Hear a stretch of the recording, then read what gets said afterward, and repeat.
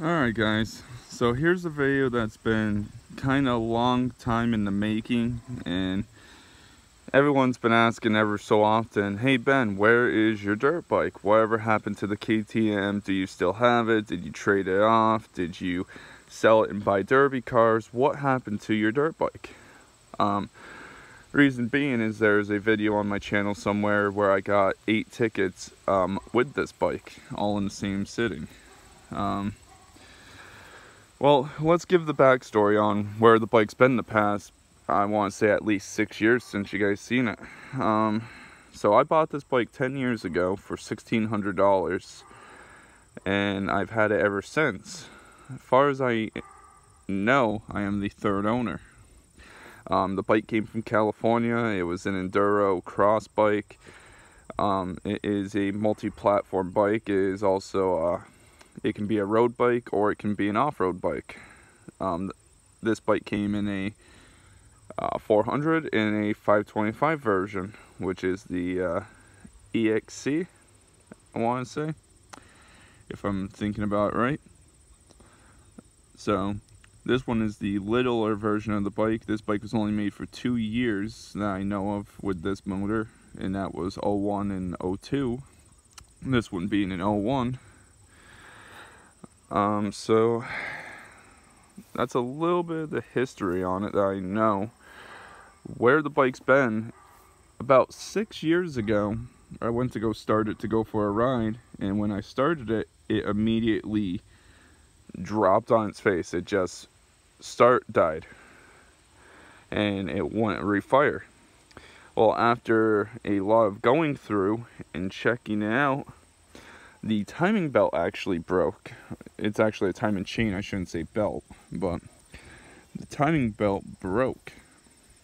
And if you guys remember, this bike's been through hell and back. It's been through 90-mile-an-hour accidents, so I'm surprised it's even one piece still. It is missing here and there, like the we're still missing part of the foot peg here. We're still missing the kickstand here. The petcock on the gas tank is actually froze open, so now we have a second one on it now. Clutch lever is still broken. The aluminum piece was snapped. We just got it zip tied there, holding it up.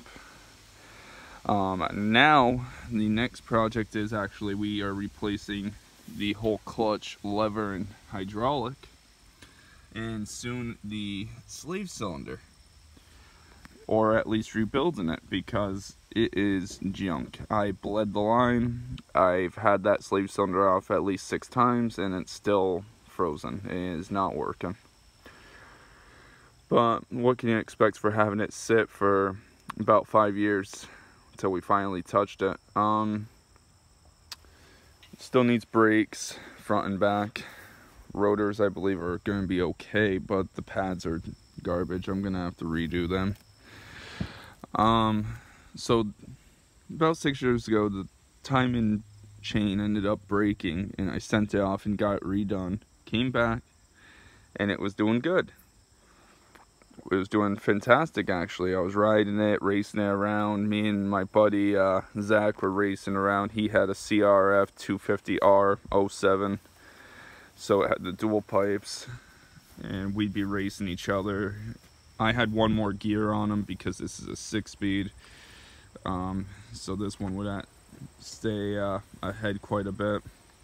Well, of course, we were racing through the trail one day. My brother was with us on the YFZ 450, and all of a sudden my bike quit on me again.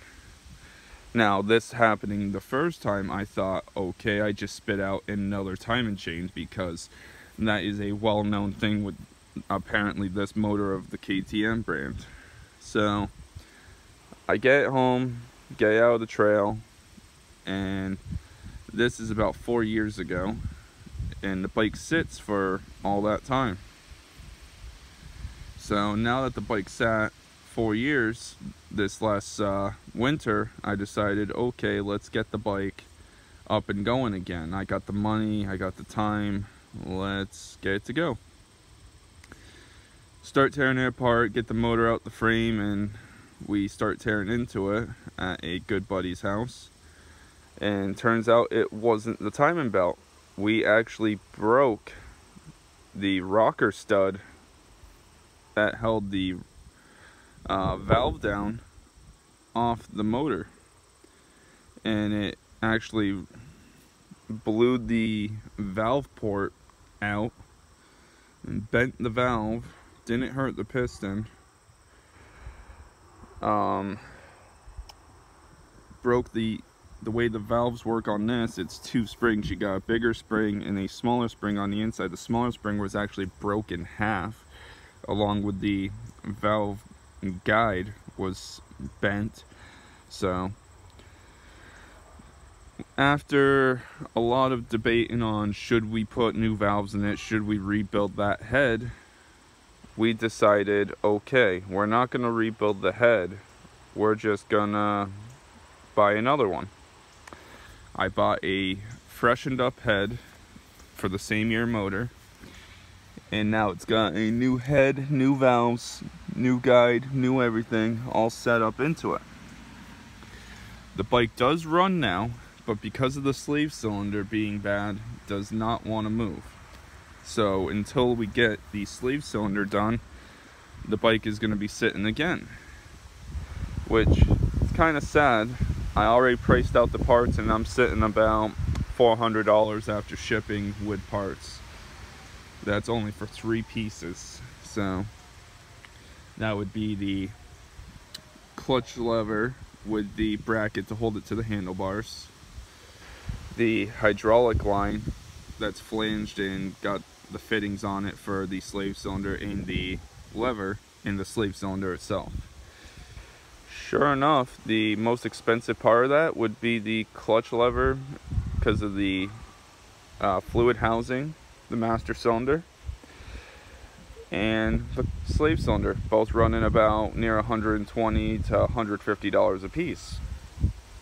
The line itself, the hydraulic line, is about 20 bucks.